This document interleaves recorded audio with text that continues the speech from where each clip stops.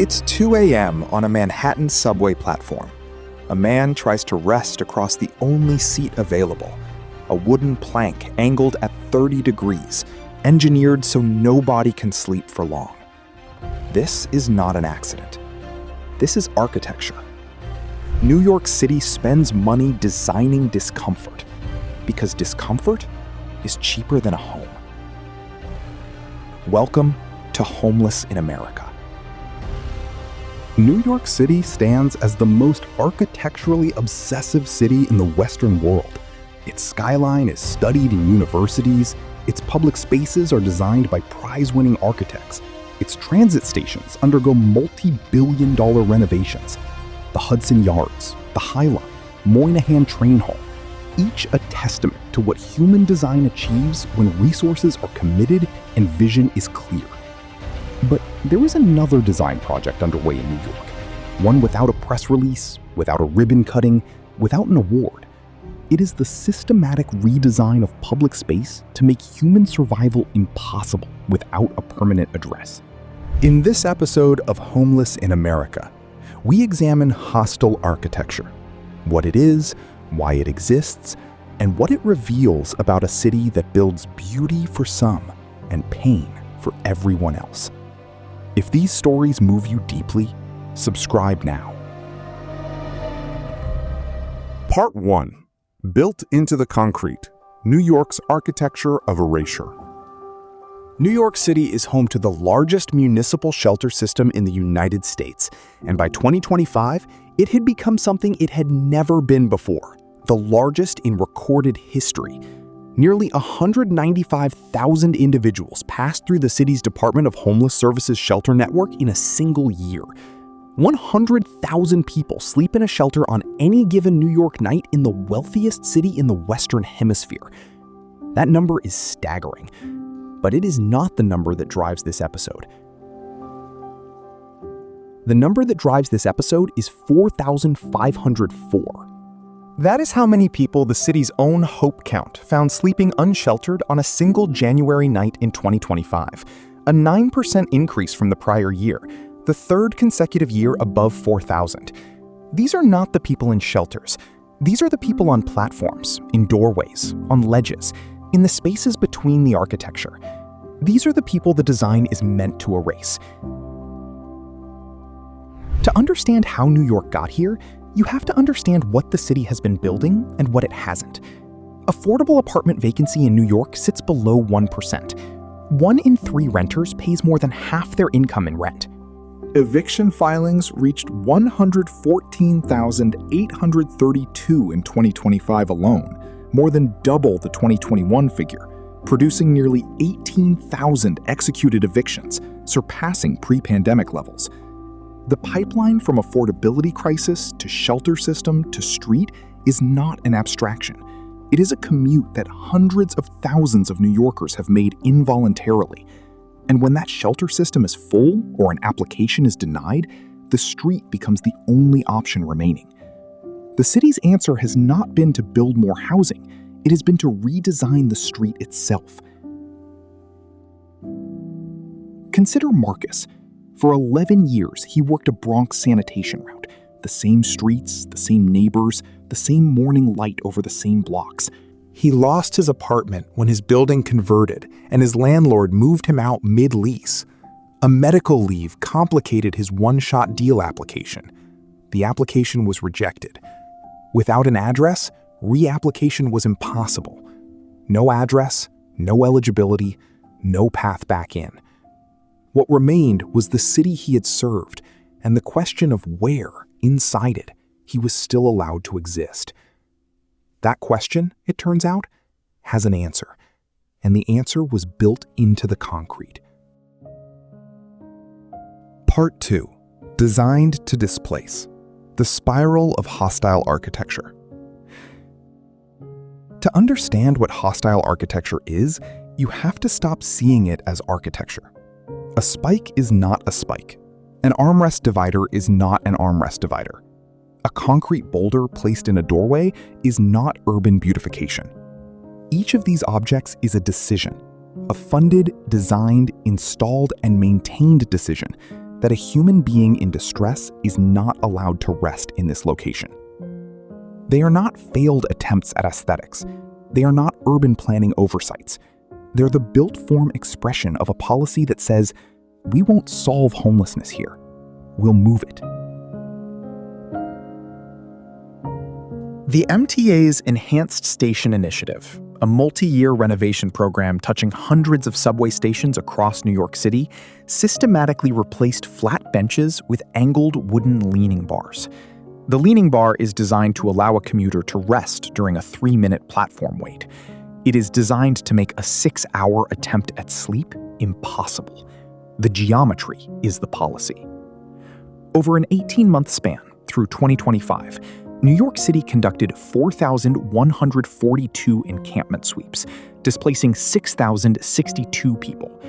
Of those 6,062 people, only 263 entered shelter on the day they were removed. That is a placement rate of 4%. The shelter system is at capacity, or you were denied entry, or you entered and left because the conditions were unsafe.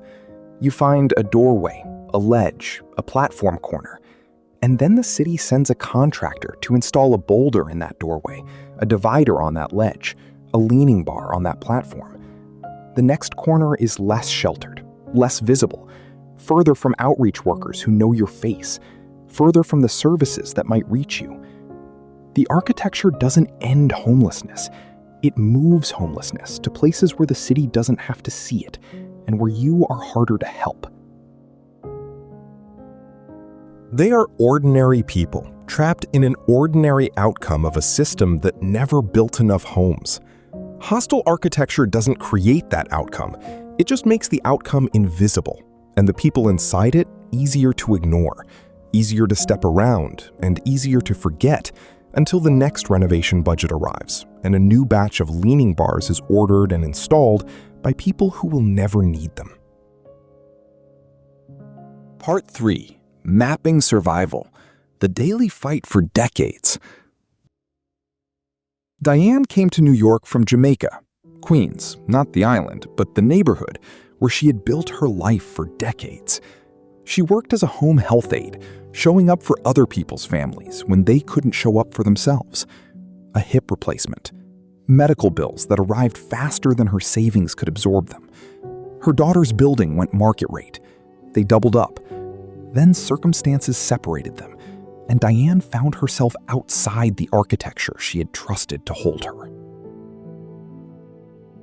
She begins most mornings with a search that takes 2 hours and covers 4 subway stops, a functioning public restroom.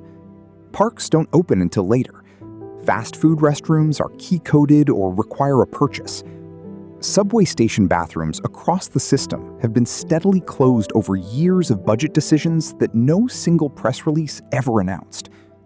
2 hours, 4 stops, basic human dignity, rationed by infrastructure designed for people who already have somewhere to be. By midday, Diane is mapping.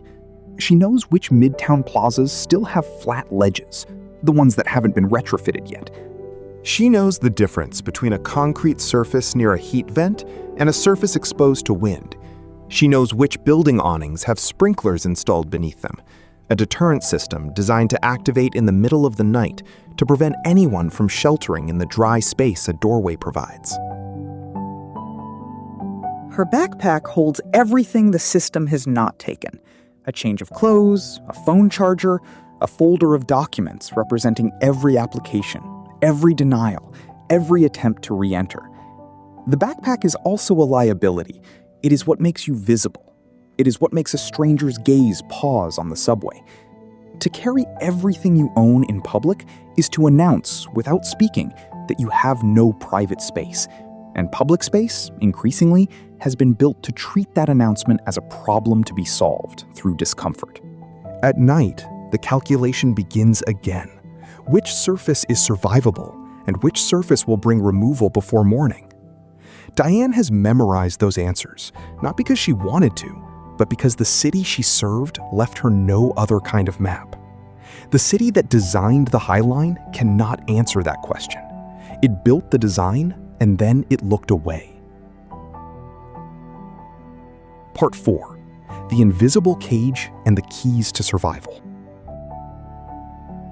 The barriers that keep a person like Diane or Marcus from re-entering stable housing are not complicated. They exist. They are a short list of concrete requirements, each of which demands the one before it. You need an ID to access a shelter bed. You need an address to renew your ID. You need an address to receive mail. You need to receive mail to maintain benefits. You need benefits to afford the deposits that even subsidized housing requires. No address, no ID, no mail, no benefits, no housing. The loop closes on itself and does not open from the inside. New York's DHS shelter system processed 195,000 people in a single year. It also denied applications, a process that routinely requires documentation a person sleeping on a subway platform cannot produce. The Urban Justice Center's Safety Net project provides free legal representation to people navigating those denials, embedding clinics directly inside soup kitchens, food pantries, and community health centers across the city. They know the loop is real. Their entire practice exists because the door has been designed to resist opening. This is not a personal failure. It is a cage without a door. But in the spaces the architecture leaves open, the 22 street sites across New York City where a meal arrives regardless of what the building wants, something else is being built. The Coalition for the Homeless operates the Grand Central Food Program, the largest mobile soup kitchen in the United States. Every night of the year, all 365, more than 1,000 hot meals are delivered to street sites across the 5 boroughs. Not inside a building where you must qualify to enter, on the street where you already are. The Coalition also runs an emergency mail program, providing stable mailing addresses to 1,200 homeless New Yorkers, a lifeline that unlocks ID applications, benefits renewals, and shelter eligibility. A mailing address is a key. This program hands out 1,200 of them. From a meal to a conversation. From a conversation to a referral. From a referral to a case file. From a case file to a shelter slot. The Coalition for the Homeless is at 129 Fulton Street in Manhattan. The Urban Justice Center Safety Net project serves clients at community-based sites throughout the city. The door can be found. These organizations know where it is. Part 5. Designing for Dignity. The Journey Back. There are signs inside this city that the conversation is beginning to shift. Legal challenges and advocacy campaigns have pushed back against hostile architecture installations. Housing court reforms have extended notice periods before evictions can be executed. Documentation campaigns have forced accountability into chambers that ignored this for years. None of this is enough, but none of it is nothing. Somewhere in this city tonight, there is a person who received a meal from a volunteer they had seen 15 nights in a row. Someone who finally accepted a referral and is now on a waiting list with a name attached to it. A waiting list is not a home, but a name on a list is the system registering your existence. That is where the journey back begins. A city is not measured by its tallest buildings. It is measured by how it treats the people who sleep beneath them. What would New York look like if it designed for dignity instead of disappearance? Tell us in the comments. Subscribe to Homeless in America for new episodes every week. In this moment, we offer a quiet prayer for every person experiencing homelessness in New York City. May you find safety in the days ahead. May gentle hands reach out to you with kindness. May the weight you carry begin to lighten, and may a warm, stable home soon welcome you back. Thank you for staying until the very end.